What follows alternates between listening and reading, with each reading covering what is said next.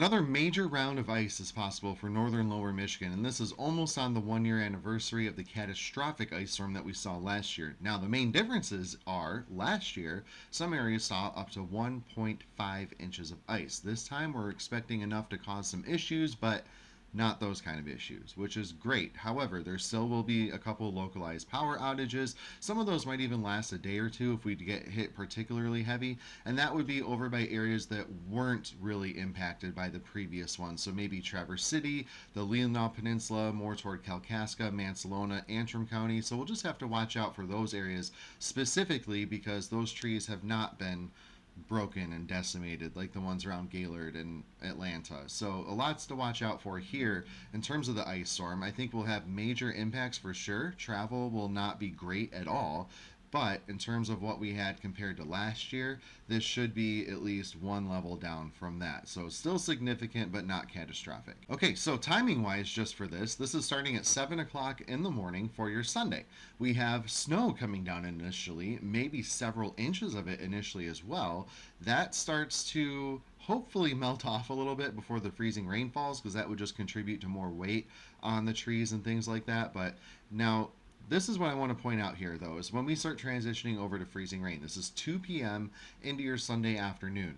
Some of that freezing rain might fall heavy enough that a lot of it actually runs off. So when we see these crazy models indicating 1 to 2 inches of ice, some of those models are really overestimating how much of the rain falling is going to freeze. When it falls too fast, it doesn't have time to freeze the things like power lines, tree branches, your deck railing. It's simply going to run off. Some of it will freeze for sure, but not all of it. So that's where we have to kind of check these models. And we have to check the people on social media that are sharing raw model output because it's really irresponsible in a case like this.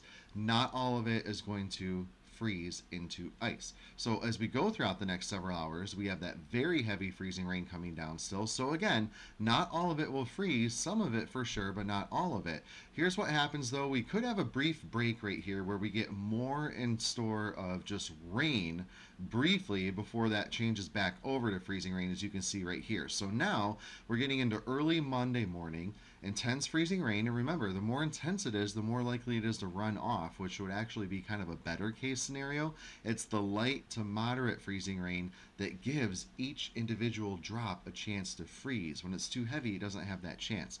So this would actually be a good thing the heavier it comes down. However, the duration of it is concerning because it does have more of a probability to lead to some more significant ice totals.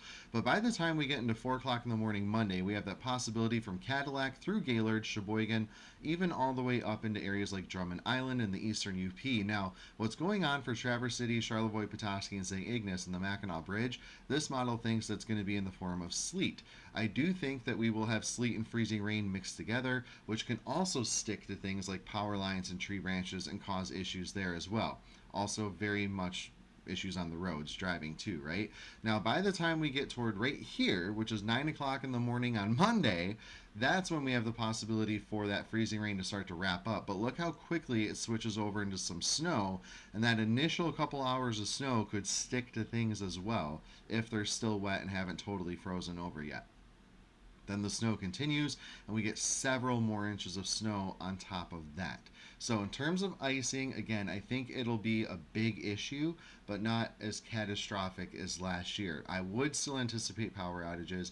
I would still anticipate some of those power outages being a couple of days in length in the hardest hit areas, just not the weeks of power outages, the weeks and months of cleanup. I think we'll just have more of a major instead of catastrophic ice storm, but major is still a lot, so definitely make preparations for that.